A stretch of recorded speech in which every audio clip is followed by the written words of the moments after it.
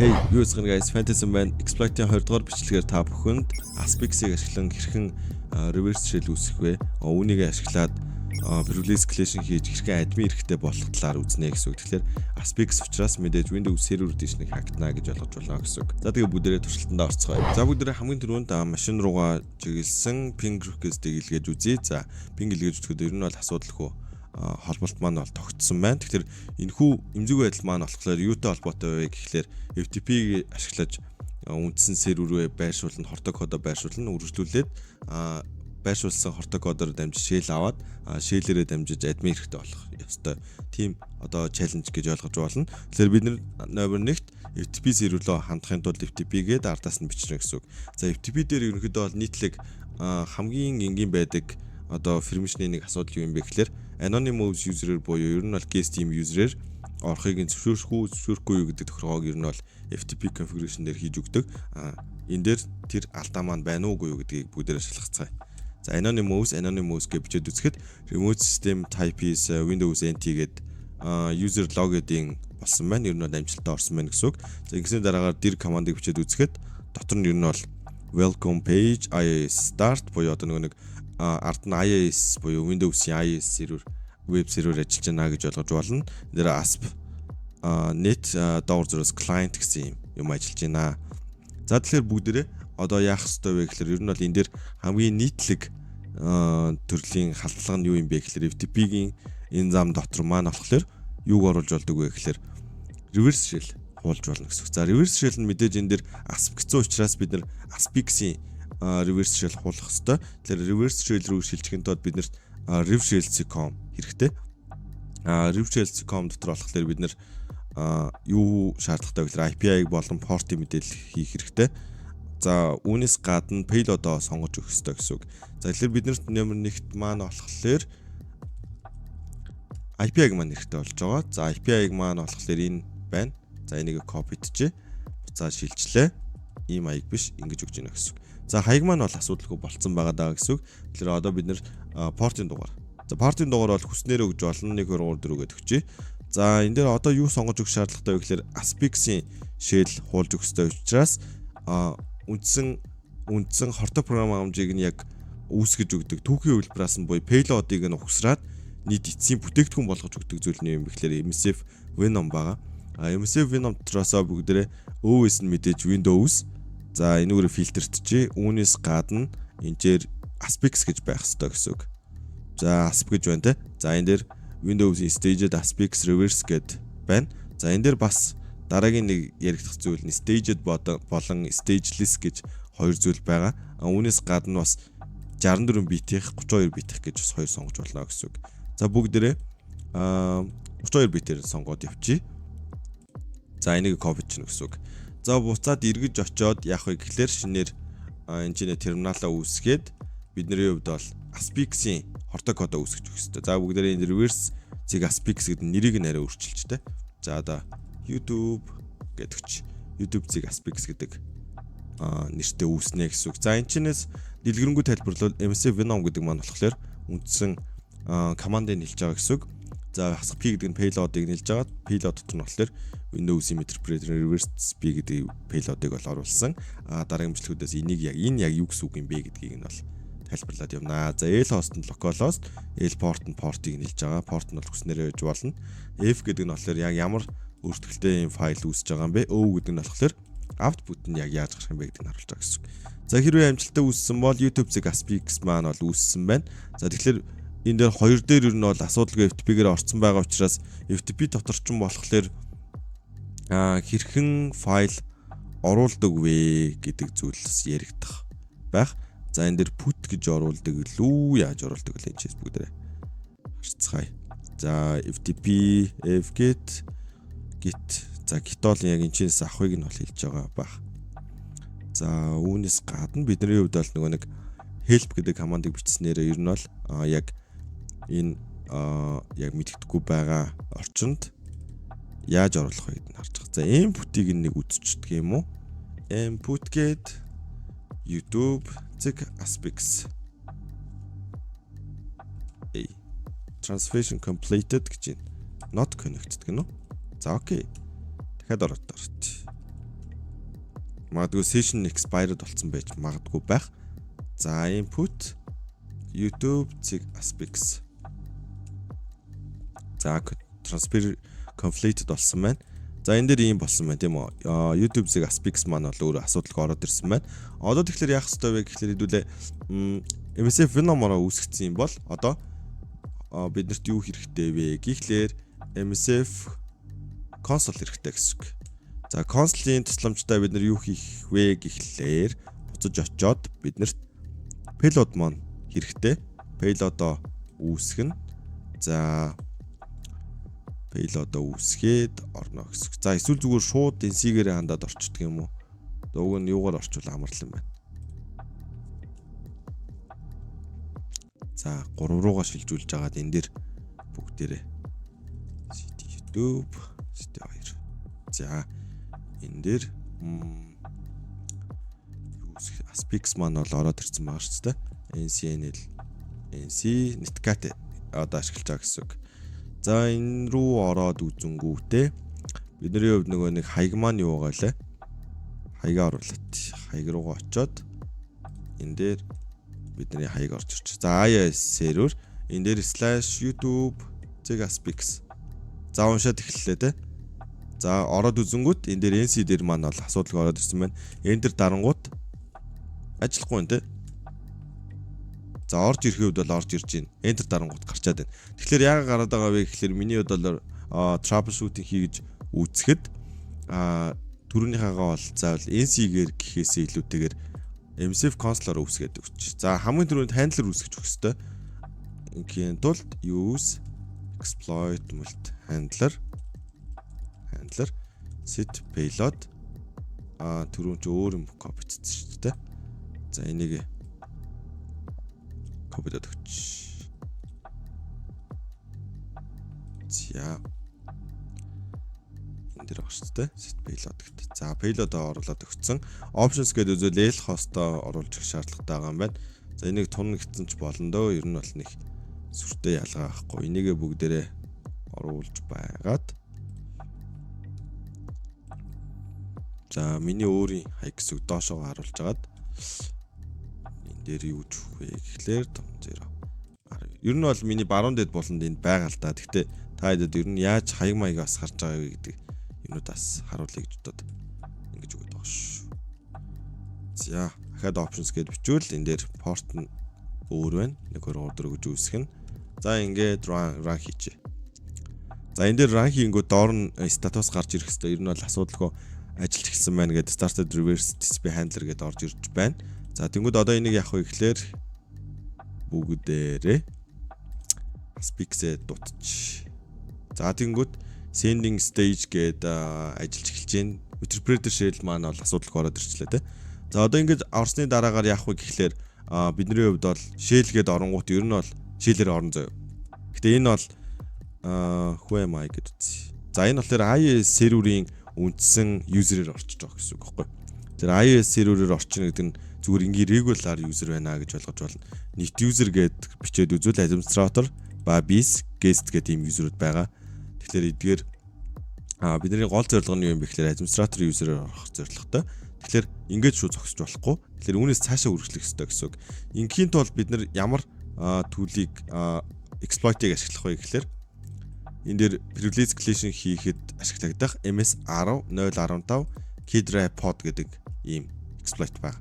За энийг бүгдээрээ одоо яаж хэрхэн энэ дээр яг ашиглах вэ гэдгийг харъя. Тэгэхээр энэ дээр энэчнээс шууд exit чинь яг энэ байгаа session-ыг хадгална гэдгийг юу гэж хэлдэг вэ гэхээр background гэж хэлдэг ба. За background гэдэг хичингүүд session хадгалчихж байгаа. Session-уудыг нь харъя гэвэл I sessions гэдээ харчна. За тэнгууд энэ дээр ID 1 за энэ дээр ийм session нэгтгэвтэй session байна гэдгийг ч харж болж байна. Тэгвэл sessions хасгай 1 гэдэг чингүүд тэр session руугаа буцаа орчно гэсэн. Ер нь бол иймэрхүү зарчмаар. Тэгэхээр энэ session-ыг бүгдээрээ хадгалчээ. Background гэдэг. За хадгалцаа. За одоо тэнгүүдээ яах вэ гэхээр search гэж агаад нөгөө Kidra pod гэдгээ 10 онд гарч ирсэн Windows-ийн system escalation хийх чадвартай ийм эмзэг байдал буюу exploit одоо бүгдээр ашиглана гэсэн үг. За энэ exploit маань яадаг вэ гэхээр Windows руу халттай юм байна. Тэгээд local буюу дотоод сүлжээнээс халтна. Тэгээд MS 10 буюу одоо 10 онд гарсан. Тэгээд 0.15 гэдэг дугаартай KidraPod гэдэг нэрээр үүсгэгдсэн байна гэсэн үг. За тэгэхээр энийг ашиглахын тулд use 0 гэж биччихнэ. За энэ дээр юу тохируулж өгөх шаардлагатай вэ гэдгийг options гэж арчна гэсэн үг. За options гэдэг харангуут энэ дээр юу нэгж байгаа юм бэ гэхээр required dot-лаар yes, session гэдэг артлыг нь харангуут session одоо бичигдээгүй байгаа. Тэнгүүс set session гээд 1 гээд өгчнө гэсэн үг. Бид нэр өмнө байгаа. За set host host-ийн хувьд бол 10-ын 10-ын 14-ийн 109 гэсэн ийм хаягтай байгаа. Set port нь за 1 2 3 4 5 гээд өгч арай өөрөөр. За окей, ингээд өгсөн бол ахаад options гэдэг нэг харчээ. Юмнууд нь маань тохиргоо орцсон байна. Одоо хэрвээ амжилттай run хийвэл яг амжилттай болох уугүй гэдгийг нь одоо бүгд харцгаая гэсэн үг. Амжилттай болов шууд доошоо гурсаа гараад ирэх хэрэгтэй. За ямар ч ихний reflectively injected payload маань бол ороод ирсэн. За MSI exec ажилуулсан. Процесс маань launch хийгдсэн. За ингээд injection хийгдээд орсон байна гэсэн үг. За exploit finished болсон байна. За амжилттай болсон байна энэ сарахад бол. Тэгээ session 2 дээр орж ирсэн байна гэдгийг энэ сарж болж байгаа. А гэхдээ бид нэр шууд бас зарим тохиолдолд ингэдэг shell гिचэнгүүд яг үндсэн систем рүү ороогүй байдаг. Энийг яг баталгаатай шалгахын тулд help гэж жагаад git system гэдэг энэ команд байгаа. Git system. Энийг бичингүүд зарим тохиолдолд одоо өөр систем дэр гэх юм уу. Одоо энэ дэр бол яг already running system гэж юм л да. Зарим тохиолдолд бол git system гэж ийж системийн үндсэн администратор хэрэглэгч болж хөвөрдөг гэсэн үг. Энийг бас манайхан санаж байгаарай. За хэдүүлээ уусаал админ болцсон учраас shell гэ бичингүүд шууд админаар орох хэрэгтэй. За who am I гэ бичиж үзвэл anti authority system буюу бид нар админ хэрэгтэй болсон байна гэсэн үг. Ер нь бол одоо бид нар тухайн сервер рүү яг вебээр нь дамжаад хортой кодоо хуулаад вебээр нь биш юм биш үү sorry. FTP-гээр дамжаад вебээс одоо үндсэн кодоо дуудаад за тэгээд shell аваад shell-ээс өргөжлүүлээд дотоод сүлжээний нэг үлийн системийн эмзэг байдлыг нь ашиглаад одоо parallel escalation хийснээрээ админ хэрэгтэй болж байна гэсэн үг. За ингээд ер нь бол бид нэр хүсэн зүйлийг хийж болно. За өмнөх бичлэгэн дээр харуулж ирсэн шиг help гэж жагаад за энэчнээс hash dump хийж болно. Hash dump хийснээрээ админ хэрэглэгчийн hash нууц үгийн hash утгыг нь авч болно. За одоо жишээлбэл бид нэр ер нь бол халтлах хийгээд орсон байгаа шүү дээ. Тэнгүүд дараа нь орох гингүүд нууц үгийн мэдгүй учраас заавал дахиад халтлах хийх эсвэл ямар нэгэн malware үлдээж заавал орох гэдэг байгаа байхгүй. Тэгэхээр тэрийг нь илүү амарчлах, яг ухаалаг болох үүднээс нууц үгийг нь аваад crack-тад ч юм уу эсвэл нууц үгийг нь за энэ дараагийн нэг яригдах сэдв байгаад байгаа. Нууц үгийг одоо hash утгыг нь ашиглаж дамжиж орох ч юм уу тийм эмзэгөлүүд байдаг, аргууд байдаг. Тэгэхээр тэрийг ашиглаад орчиж болтгоо гэсэн үг. За тэгэхээр эдгээр hash dump-ыг хийжлээ. За screen share хийж болж гэнэ үзье бүгдээрээ. Screen share. Болж штэ. За screen share-ийг доосон чинь энэ маань болохоор Windows 7 үлийн систем байсан байна. Тэгээ Windows 7-гийн Enterprise Edition буюу яг нөгөө Home-өөсөө илүү дээшээгээ түвшний арай болоо явчихж байгаа. Тэгээ энэ дэр хоёр төрлийн user байсан юм байна. Administrator by BIS гэдэг юу ингээ ороход билээ. Тэгэхээр бид нөгөө нэг гол юм нэг давуу тал нь юу юм бэ гэхээр ерөөсөө ямар нэгэн асуудал үүсэхгүйгээр орчиж байгаа байхгүй. Windows 7 ч ер нь бол ямар нэгэн байдлаар хэмжээний санахыг нь дүүргэх ч юм уу эсвэл kernel дээр нь асуудал үүсгэнгүүт шууд blue screen of death гэд алдаа заадаг. Тэгвэл хэдүүлээ тийм асуудал үүсэхгүйгээр шууд ингээд орцсон байна гэдэг нь бол яг зөв эмзэг байдлаараа зөв халтаж орсон байна гэсэн үг ер нь бол. За help гээд өөр бус төрлийн зүйлүүдийг мэдээж хийх бүрэн боломжтой унтраач болно. Одоо маус удирдах те гихмчлэн бүх зүйлүүдийг ер нь бол хийж болно. За үүнээс гадна мэдээж лого устгаж болно. Clear EV. Гингүүд бид нэр түрүүний халлах логодоо мэдээж устгах боломжтой гэсэн. За мэдээж тэгээ shell гээд оронгууд энэ дээр who am I гэдэг үзвэл энэ дээр admin ихээр амжилттай нэвтэрсэн байна. Admin ихээр нэвтэрсэн дараагаар бид нэр нууц үг одоо шинээр user үүсгэхээс гадна зөндөө юмнууд хийж болно гэж бас ойлгож болно. Ер нь бол энэ бол мэдээж 100% этикийн асуудал. Миний хийж байгаа тайлбарлаж байгаа бүх зүйлүүд 100% та хэдэд мэдлэг болох зорилготой бөгөөд бас сэрэмжлүүлэх зорилготой гэсэн үг.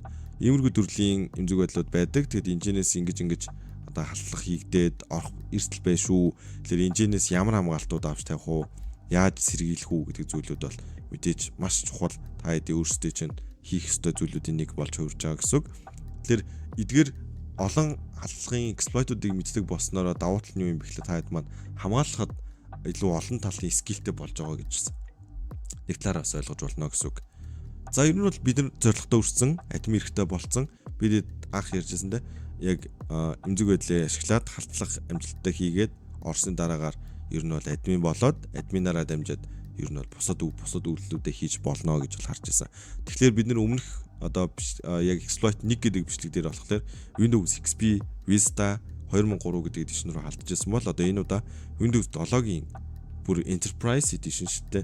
Enterprise дээр ер нь бол бидний мэддэг нөгөө одоо Blue ч юм уу эсвэл Blue Keep те одоо гихмжлийн иймэрхүү нийтлэг ийм эмзэг байдлууд бол ер нь бол failed болоод байдаг бол энэ дээр бид нэр арай өөр төрлөөр нь одоо эмзэг байдлаар нь халдлах хийж амжилттай болгож тэрийгэ дамжиж chain болгоод хамгийн дөрөнд те privilege escalation гэдэг ийм шинэ ойлголтыг авч үзлээ. Тэр нэг яаж халдаад байгаа, яаж ер нь болгодгийг те.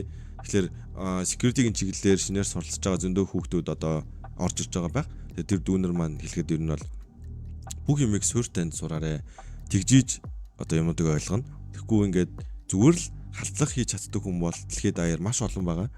Тэрийг онолтой нь мэддэг, ард нь юу болж байгаа процессыг нь мэддэг, тэрийг яг ингээд бүр нэг эдис шиг ингээд бүрэн эзэмшсэн байвал маш сайн. Нэг өсний маш олон халдлага мэддэг байх нь одоо маш олон халдлагыг зөвхөн ингээд цаасны ихний цаасыг мэддэг байх нь одоо нэг онцгүй гэх юм уу? Яг нэг юм эмзэг байдлыг маш гүнзгий судлаад мэдсэн илүү давуу талтай гэсэн үг. Нэг өсний бүх юмыг ийм зүгээр өнгөцгөн харах биш, уул суурьтай харж байгаарай л гэсэн нэг тийм санаа байгаад байгаа гэсэн үг. Ингэснээрээ та хэд маань нёгийг тэгж эмзэг байдлыг гүнзгий хараад тэрийг ойлгоод ингээд сурцсан бол дараагийн эмзэг байдлуудыг ч гэсэн харахтаа яг тэр гүнзгий харж исэн аргаар ер нь бол хардаг. Анх ер нь бол ингээд ерөнхий ингээд хараад явцдаг те. За наа чи угаасаа л нэг ингээд халдаал рандараа л болчихдээ шүү гэдэг ийм процесс яриул ер нь бол мэдээж бүх хүмүүс бол тэрийг мэдж байгаа. Тэгвэл тэрийг процессыг нь илүү ойлгомжтой болгоод яагаад энэ ингэж ран хийхлээр ингэж ажиллаад байгаа. Ард нь ингээ яагаад одоо firewall тавихад яах вэ? Илрүүлэх үү? Defender илрүүлэх үү? Илрүүлж байгаа бол яагаад гэд ингээд яагаад гэдэг ийм асуултуудыг байнга тавьж тэрэндээ хариултыг нэгчтэй хүмүүсээс яаж ингэж юу болд юм бэ? Одоо ChatGPT гараад ирсэн одоо Gemini, DeepSeek гэх зөндөө таад туслах ассистентууд байгаа. Эдгээрийг ашиглаад тиймэрхүү зүйл дээр ашиглаад яагаад гэдгийг тайлбарлуулад тэрийг тэмдэглэж аваад өөр толгойдоо игээд яваадаг үл амар сайн. Тэгэхгүй бүхэл төрлийн аллага мэддэг. Гэхдээ яг яаж ажилтдгийг мэддэггүй бол ер нь бол нотхгүй. Тэгэхээр та хэд маань ямар нэгэн аллагыг мэдж байгаа бол улс сүртэйгээр дэлгэрэнгүй мэдчих хэрэгтэй шүү гэдэг талаа өнцгөөс та хэд маань хэлхийг хүслээ. Тэгэд өнөөдрийн хувьд бол бид нар FTP-гээр anonymous гэдэг юзерээр нэвтэрч сурлаа. За тэгэхээр энэ бас нэг төрлийн одоо эмзэг байдлуудад төрчдөг байх нь. Тэгвэл үүнээс гадна anonymous-оор орсны дараа FTP дотор нь хордог код хийгээд тэрийг вебээсээ дуудчихгууд шил авчдаг юм биш гэдэг нэг юм шин юм таадын тархинд орж ирж байгаа байх. Тэгэхээр энэ бол зүгээр л ихлэл байгаад байгаа байхгүй. Үүнээс гадна бүр зөндөө гой юмнууд байгаад байгаа. Тэгэхээр тэр болгоныг таад маань exploit 3 4 5 6 гэдэг ийм хичээлүүд дээрээ орлоод явнаа гэж ойлгож байна шүү. За тэгээд дараагийн бичлэгээр бүгдээрээ уулзцгаая. Exploit 4 5-аараа уулзцгаая. Баяртай guys.